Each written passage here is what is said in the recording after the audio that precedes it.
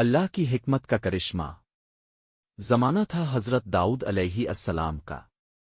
ایک غریب مگر صابر عورت تھی جو اپنا گزر بسر چرخہ کاٹ کر اور اون بیچ کر کرتی تھی۔ ایک دن وہ حسب معمول اپنے صحن میں بیٹھی چرخہ کاٹ رہی تھی کہ اچانک ایک کوا آیا اور اس کے ہاتھ سے ان کا ایک بڑا گٹھا چھین کر الفاڑ گیا۔ عورت حیران و پریشان رہ گئی۔ وہ اس کے پیچھے بھاگی مگر کوا آسمان کی بلندیوں میں گم ہو گیا۔ غریب عورت روتی ہوئی حضرت داؤد علیہ السلام کے دربار میں پہنچی اور فریاد کی، اے نبا خدا! میری ساری محنت کا ان کوا لے گیا، اب میں کھاؤں گی کیا؟ حضرت داؤد علیہ السلام نے نہایت شفقت سے فرمایا، بیٹی کچھ دیر یہاں بیٹھ جاؤ، تمہارا معاملہ اللہ کے سپرد ہے، وہی انصاف فرمائے گا۔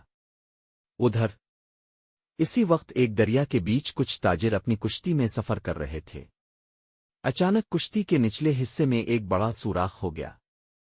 پانی اندر آنے لگا اور سب تاجروں کے چہرے زرد پڑ گئے۔ ان سب کو اپنی موت یقینی محسوس ہوئی۔ گھبرا کر سب نے ہاتھ اٹھا لیے اور کہا، اے اللہ! اگر تاو نے ہمیں بچا لیا تو ہم 1000 دینار تیرے نام پر صدقہ کریں گے۔ اتنے میں اچانک وہی کوا آسمان سے نمودار ہوا اور اپنے پنجوں میں ایک اون کا گٹھا لے کر آیا۔ اس نے وہ اون سیدھا کشتی کے سوراخ پر گرا دیا۔ تاجروں نے فوراً اسے لگا کر سوراخ بند کر دیا۔ پانی اندر آنا بند ہو گیا اور کشتی محفوظ ہو گئی۔ جب وہ ساحل پر پہنچے تو سب نے کہا، وعدہ پورا کرنا ہے، 1000 دینار کسی مستحق کو دیں گے۔ وہ دینار لے کر حضرت داؤد علیہ السلام کے دربار میں حاضر ہوئے اور پورا واقعہ سنایا۔ حضرت داؤد علیہ السلام مسکرا کر بولے، اللہ کی شان دیکھو! وہی اون جو ایک عورت کے ہاتھ سے چھن گیا تھا، اسی کے ذریعے تمہاری جانیں بچیں، اور آج وہی اون اس عورت کے رزق کا ذریعہ بن گیا۔ یہ کہہ کر حضرت داؤد علیہ السلام نے وہ 1000 دینار اس عورت کے حوالے کیے۔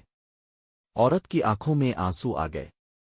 وہ روتے ہوئے بولی، واقعی اللہ اپنے بندوں پر کبھی ظلم نہیں کرتا، بس اس کی تدبیر ہمیں دیر سے سمجھ آتی ہے۔